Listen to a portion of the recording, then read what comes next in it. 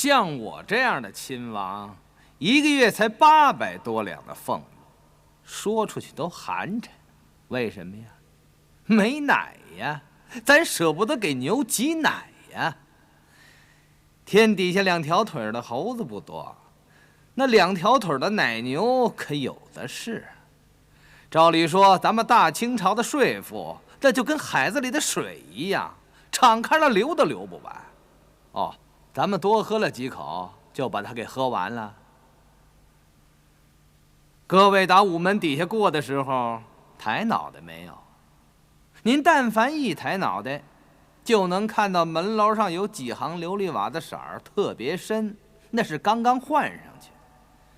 说句不好听的吧，那是给紫禁城打的一块补丁。有意思，接着说。皇上，要是在您的龙袍上打块补丁，您穿着能舒服吗？您肯定不自在。别说您穿着不自在了，我们看着都难受。为什么不能把宫里的琉璃瓦全都给它揭了，一水都换成新的？他还是缺奶呀。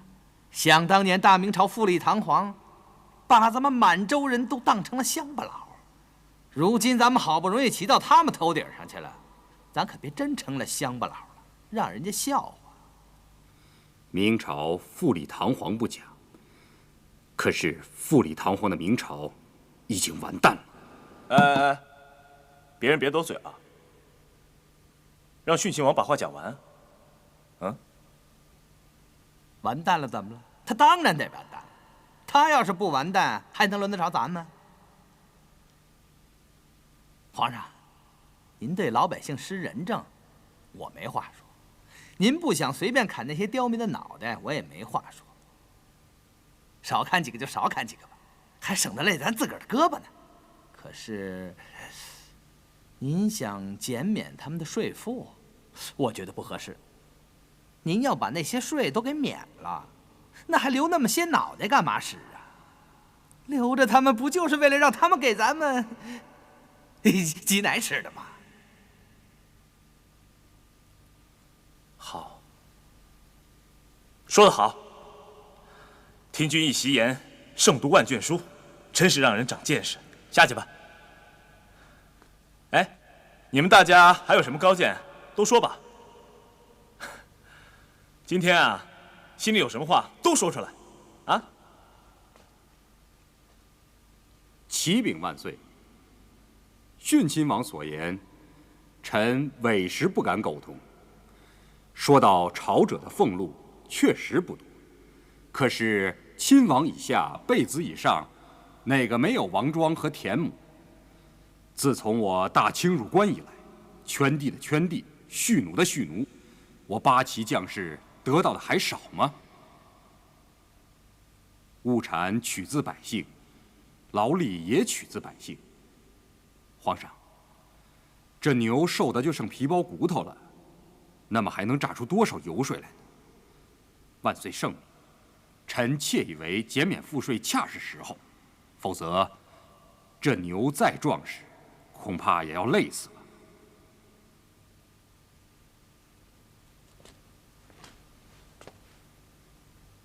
累死了，就剥他们的皮，吃他们的肉，啃他们的骨头呗。启禀万岁，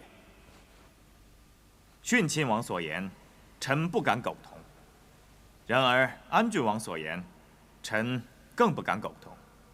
哦，万岁，我大清朝国事已定，却远没有一统天下。当务之急是集中人力和财力，迅速了结大大小小的战乱。税赋既是国力之本，更是兵力之本。税赋充足，我大军才能赢得战争。在将士们浴血奋战的时候，减免税赋，臣以为什么？有釜底抽薪之嫌。训亲王和安郡王以为，税赋仅仅关乎朝廷的俸禄和八旗的享乐。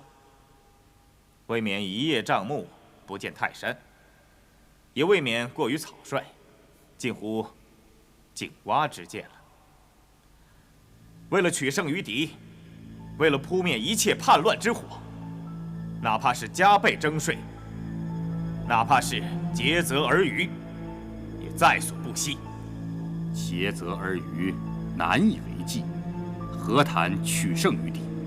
军费枯竭，刀兵掣肘，不战自败。强征暴敛，民不聊生，只怕旧火未灭，新火又燃，乱局将永无了结之日。只要兵饷充盈，了结乱局指日可待。行了，行了，皇上宽容，准许你们尺短寸长的争论不休，你们也该好自为之。谏言可以，不许咆哮朝廷。哎，叔王，让他们争吧，听着实在有趣。哎，说到哪了？接着说啊。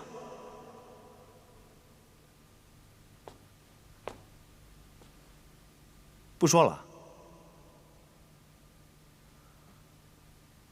不想说了。你们不想说，我说。可是我现在不想说。鳌拜，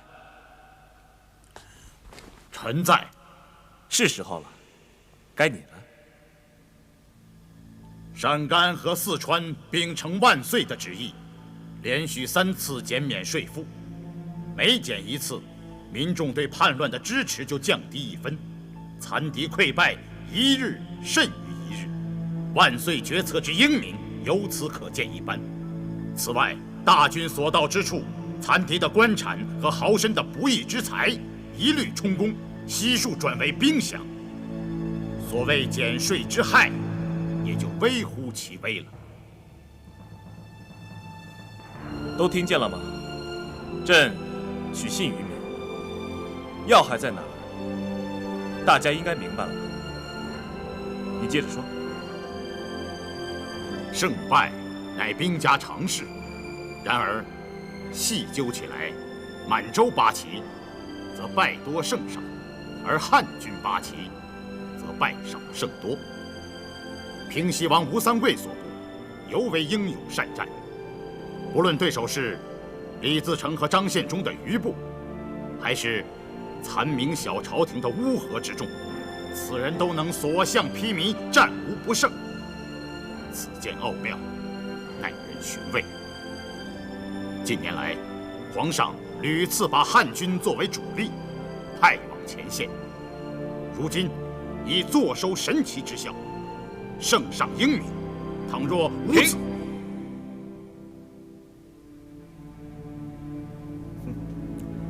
你不用说了，下去吧。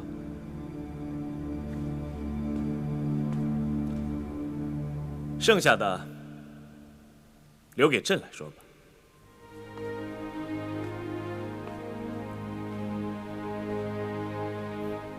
咱们从朕的减税之策谈到朕的派兵谋略，正好引出今天要议的第2件事。许多人，包括满八旗在京的武官，还有宗室里一门心思要建功立业的少壮，上折子的上折子，发牢骚的发牢骚，都说要带兵杀到前线去。朕没答应，一个也没答应。为什么不答应？因为你们是满洲人，你们在江南攻城略地，将会招致汉人10倍的仇恨和100倍的反抗。朕知道，英雄无用武之地，让你们倍感凄凉。可有什么办法？朕不想让你们的双手都沾上汉人的血，因为汉人的血太粘稠，沾上了，朕怕你们永世都洗刷不尽。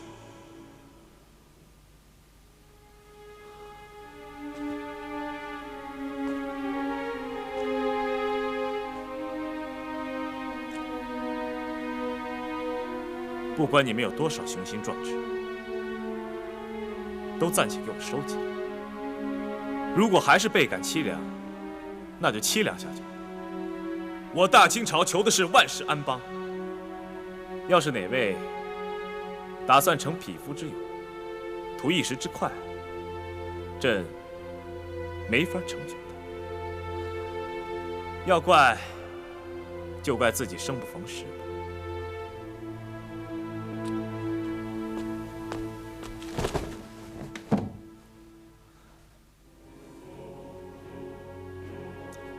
依照八旗军的老规矩，兵饷钱粮大部来自于战场。一旦攻占富庶之地，便会名利双收。如果哪位打的是这个算盘，就无需把朕挂在嘴上，口口声声说为了朝廷不惜赴汤蹈火，朕听着恶心。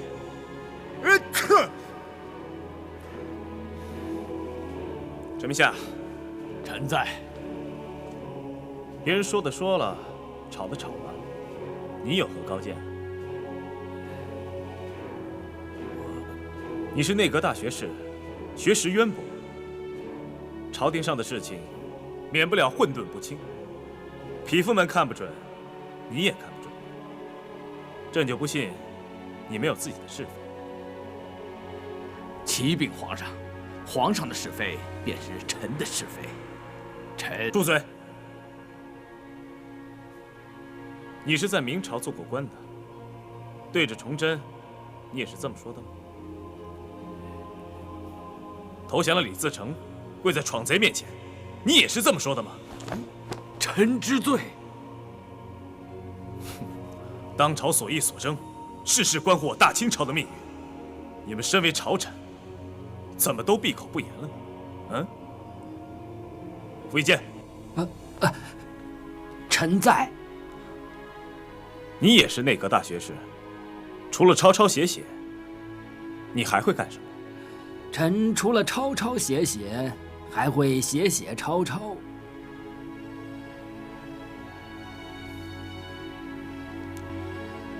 汉军的武将在前方做出了表率，你们这些文人就说不出有血性的话来。臣并非血性之人，何来血性之话？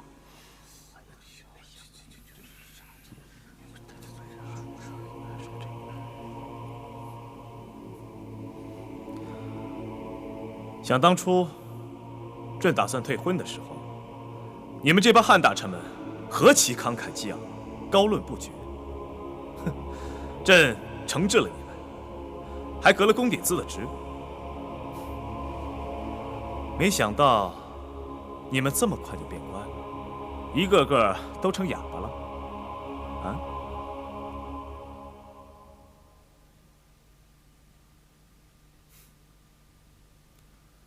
朕要说说今日早朝的第3件事儿。朕就不信你们这些哑巴开不了口。这件事说出来，不是让你们议的，是让你们听的。自大婚以来，朕度日如年，身心交瘁。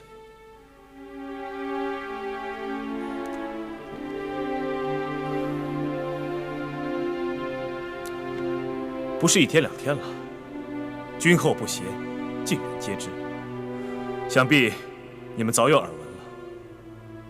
朕不想再过这种日子了。陈明夏，臣在。朕的是非，便是你的是非，对吗？傅一坚，臣在。你除了抄抄写写，还会写写抄抄，对吗？皇上，两位听旨。臣在。2位是朝廷的才俊，朕不想埋没了你们，命你们用最华丽的文采、最酣畅的笔墨，代朕拟一份废后诏书。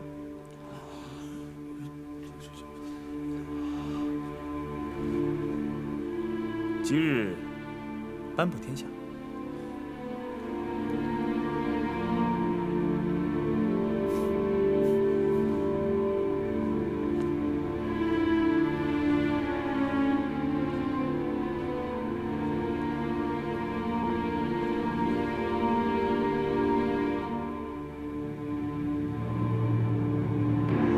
哎，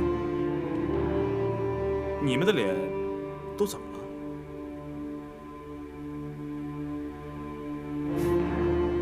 你们的脸只配得4个字：如丧考妣。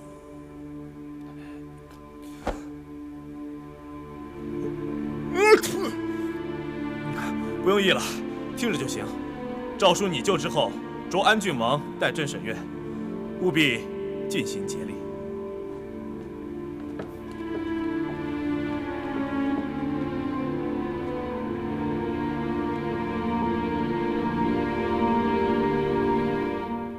叔啊，皇上开玩笑的吧？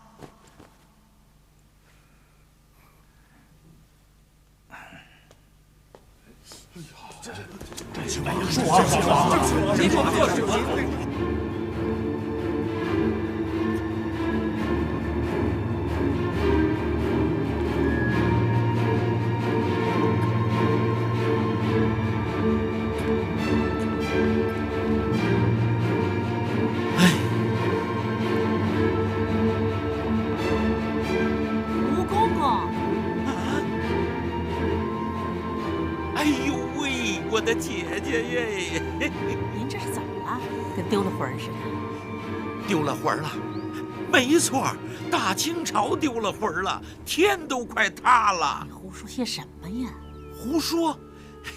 我要是胡说呀，我是您的孙子，您呐，赶紧给慈宁宫递上话去。皇上出事儿了！顶着太阳打了个大霹雷，皇上他要废后了。您说什么？大殿那边全都炸了窝了，有一个算一个，全懵了。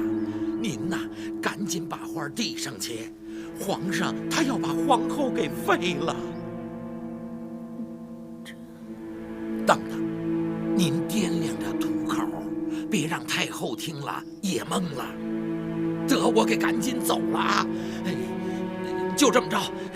吴公公啊，哎呦，吴行了，公公，吴行公公了，，行了。吴良府，哎呦到底怎么回事？你说清楚再走啊！哎呦，我管您叫亲姐姐了。您呀，也不瞧瞧这是什么事儿，我能说清楚吗？啊，我嘴里就一个舌头，您再往我嘴里呀塞8个舌头，我也说不清楚啊。您听清楚了啊？皇上啊，要去猎场，立马就走，您明白了？这哎呦，您要是觉着皇上有意躲着谁，您就自个儿琢磨去。哎呦，我说不清楚了，我得走了。哎，您别忘了告诉太后，是我给慈宁宫递的话儿。您千万别让皇上啊知道是我。我不说了，啊，我走了啊。护军来不及倾倒，鲁部和仪仗也来不及准备。有马就够了。皇上，咱们先到西边绕一下吧。皇上，奴才求您了，咱们先让慈宁宫绕一下。绕什么绕？少废话，都给我直着往南走，我要去猎场。又出了宫可就是2重天呐，哪儿都是饥民，哪儿都是疯子。我看谁敢吃了我，谁敢！这。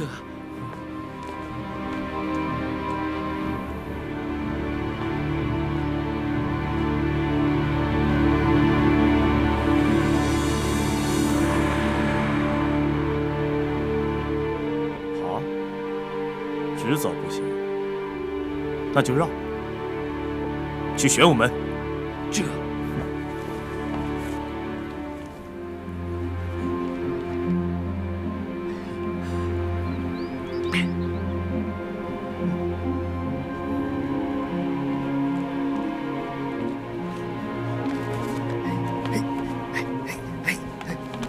哎呦，皇上，小兔崽子，奴才混账，滚！你要是进了家，我要你的命！奴才该死，奴才光顾着看纸上的字儿了，没看着脚底下。滚一边去，快！等等，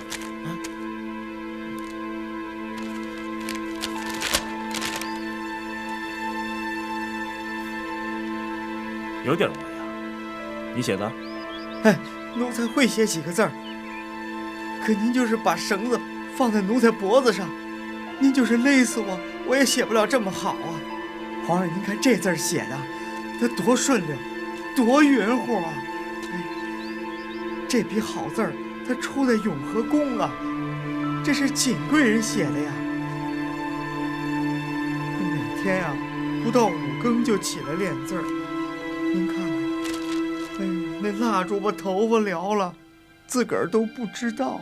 那墨弄在手上，都洗不掉了。那手指头上都磨出茧子来了。哼，这叫字儿吗？蜘蛛爬的一样。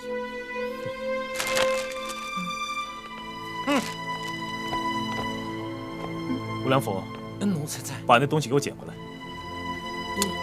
把那些烂字儿给我捡回来。这。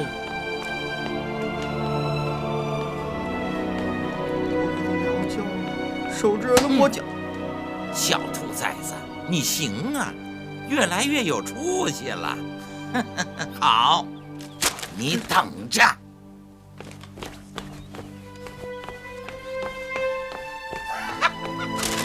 金贵人，你的字儿我给皇上看了，皇上拿走了。金贵人，金贵人。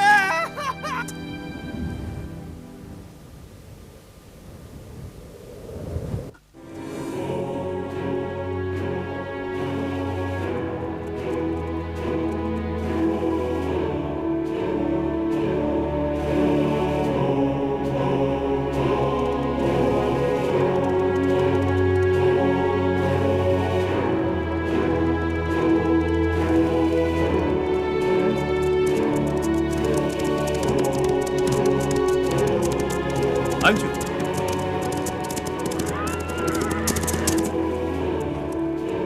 安郡王乐乐恭请上安。你不来，圣安；你来了，圣何以安？你到底想干嘛？微臣有要事禀报，恭请皇上敕令他人回避。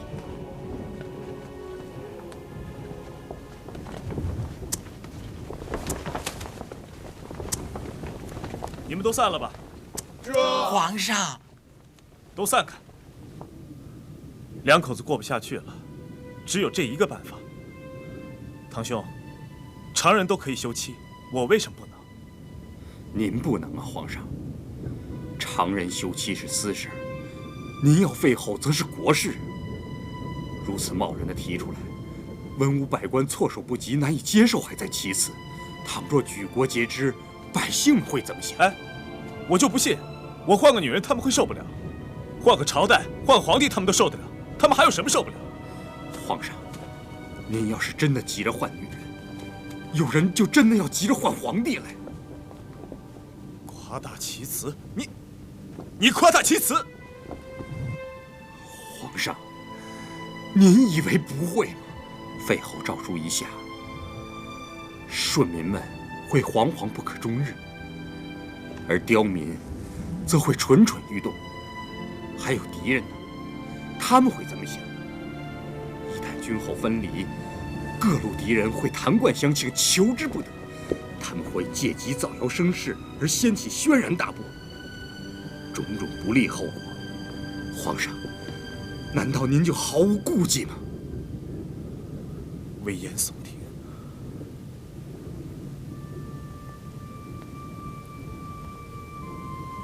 如此重大的事情，您为什么不跟太后商议一下？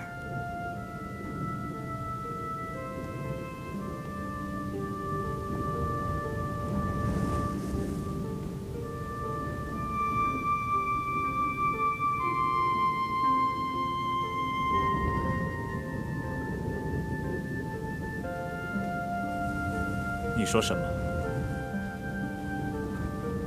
皇上，我是说，事关重大，您不能不跟太后商议。凭什么？我自己的事情，我凭什么要跟别人商量？凭什么？你们可怜百姓惶惶不可终日，我早就惶惶不可终日了。谁可怜我？皇上，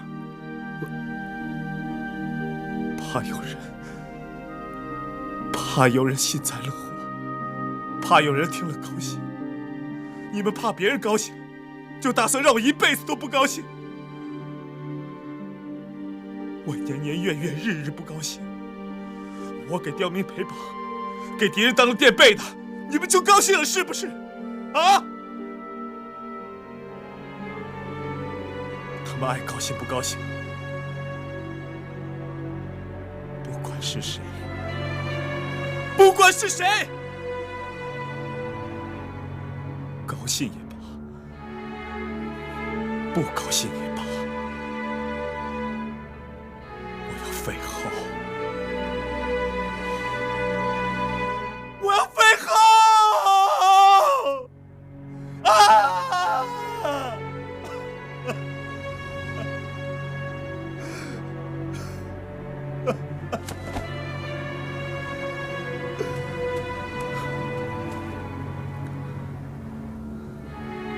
皇上，君后不协，让你心有所伤，微臣早已知道。可是，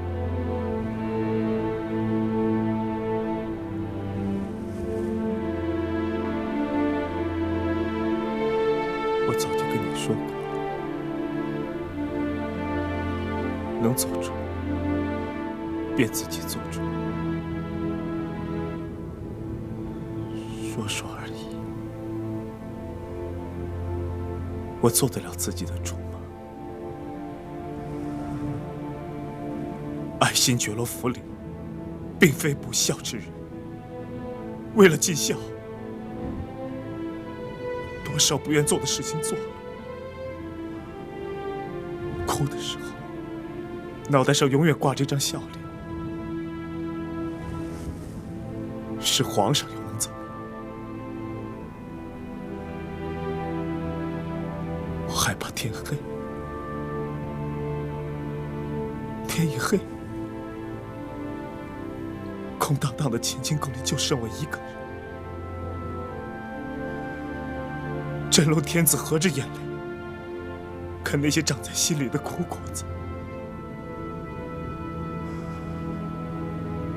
还想让我演什么？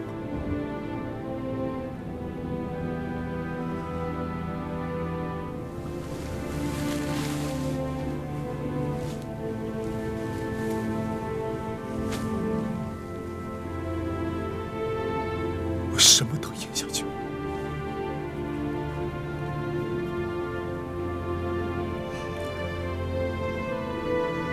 皇上，未能体味，更没有分担你心中如此的苦楚。微臣无地自容，恳请皇上恕我失言吧。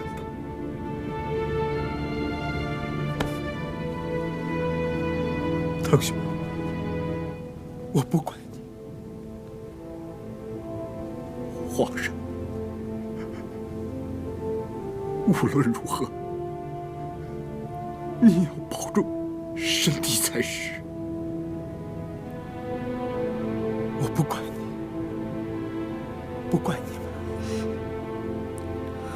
事情到了这一步，我谁都不管。这是我的命，皇上，命中注定，谁也怨不了。要怨，就怨我自己吧。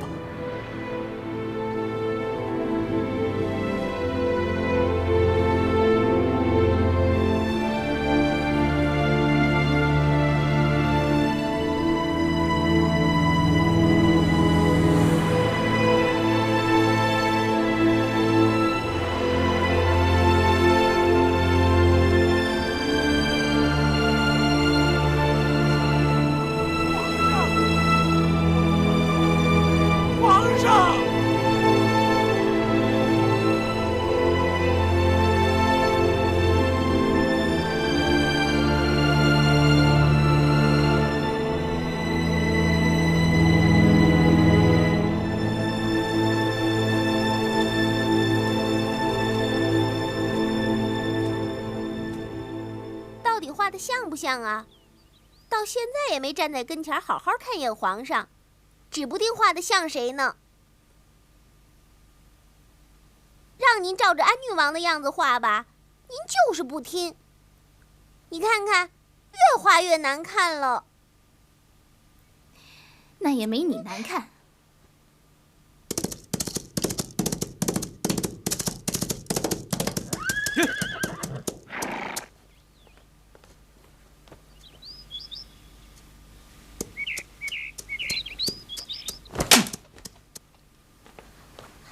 小姐贝勒也回来了。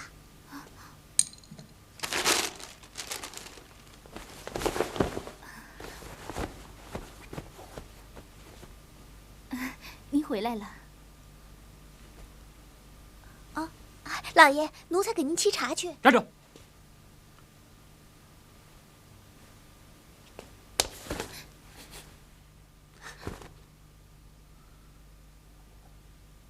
扔出去！把他们都给我扔出去！为什么？我受不了这个小人，我受不了他！求求你，你不能这样，你放下！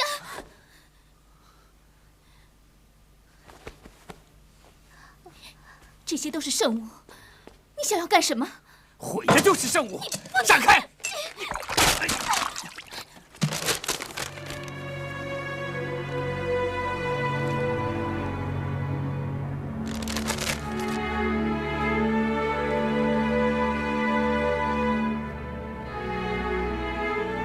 皇上的恩赐，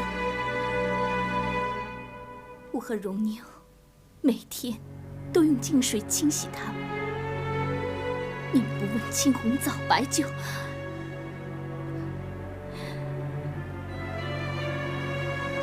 温云珠不明白，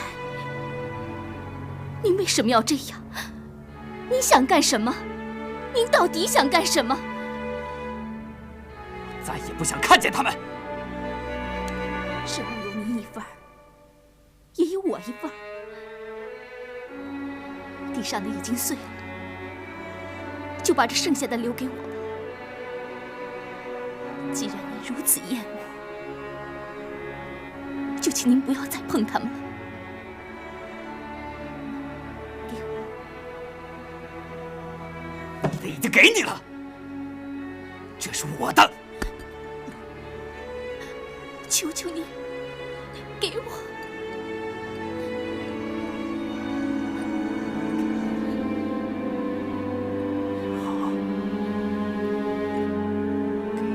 我给你，给！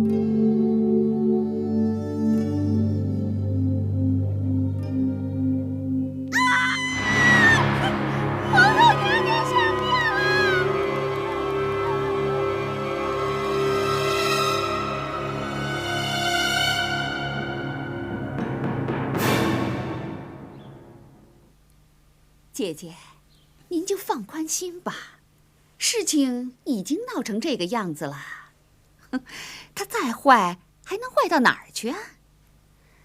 您可千万别被他吓着，他要是真想死，不会是这个样子。依着你，他该是怎么个样子？那根杆啊，比手指头粗不了多少，挂个铜锣上去都能把它压断了。这100多斤要是挂上去，您说他是想死的人吗？依你的意思，他应该把自己吊到门框上就对了，是吗？换了我，真是不想活了的话，怎么也得找个房梁把自己挂上去呀。死了还想拔高？呵，高是高了，谁给你扶梯子呀？我还有谁呀？您呢？哎呀，笑了笑了，哎呀，总算是笑了。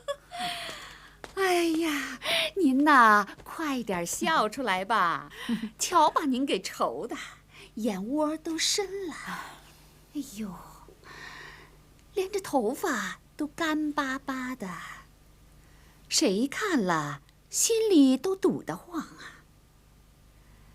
姐姐呀，您可是经过大世面的人呐。从科尔沁的大草甸子，到满洲的皇宫，从关外到关里，您什么没见过呀？您什么时候犯过愁啊？姐姐，天塌下来了，您都不眨眼睛；大水淹到鼻子，您都不吭声。您可是女中豪杰。你说的这是谁呀？他还是人吗？姐姐，妹妹的意思，您还不明白呀？哼，多好的意思，你得说出来。你不说出来，那谁能明白呢？其实也没什么。我只是觉得，这上吊的人本来是想吓唬皇上的，怎么就把您给吓着了呢？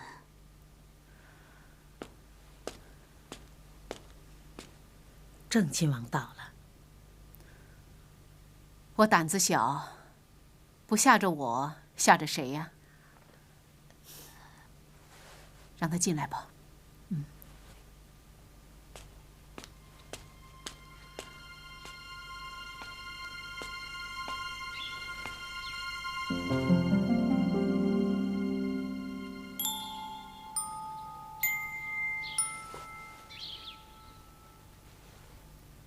咱们好不容易熬到这一步，你但凡有一个三长两短的，娘，怕是真的活不成了。娘，孩儿不是好好的吗？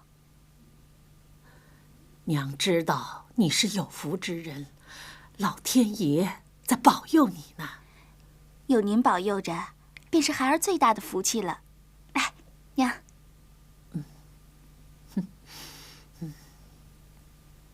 腊月啊，照理呀，娘啊，不该问。可是，娘忍不住，还是想问：坤宁宫是不是出事儿了？没有啊，没有。出什么事儿了？中宫两脚离地，把自个儿给吊起来了。你难道不知道？别瞎说，你别瞎说。您怎么知道的？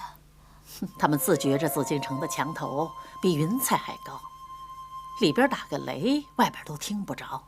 其实呢，这小风一吹呀，什么味儿能捂得住啊？谁是臭嘴，谁是臭脚丫，谁是臭嘎吱窝，站在8里地以外呀，全熏着了。娘，腊月儿，你给娘交个底，皇上是不是要废了的？你说什么呀？皇上扔2句气话，您也当真？皇上是小孩子脾气，说说罢了。中宫的父亲是皇上的亲舅舅，哪能说废就废了？我才不信呢！如果不是要废他，他能以死相拼？他就是那种人，他跟皇上怄了气啊，就自己折腾自己。多冷的天呀，他敢光着身子躺在砖地上，他敢光着脚跑到玄武门去。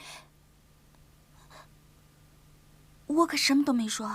照这么说，他简直就是疯了。娘，就算现在不废，迟早也得废了。来月，你是皇上小孩子气儿，你可不能跟着小孩子气儿。啊？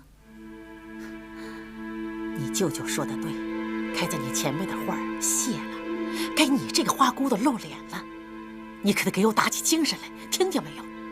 皇上的水已经泼出去一半了，他要是想收手，你可别眼睁睁地看着，你赶紧插一条胳膊进去咒他一下，全咒出去，一滴也别留下，盆子倒空了。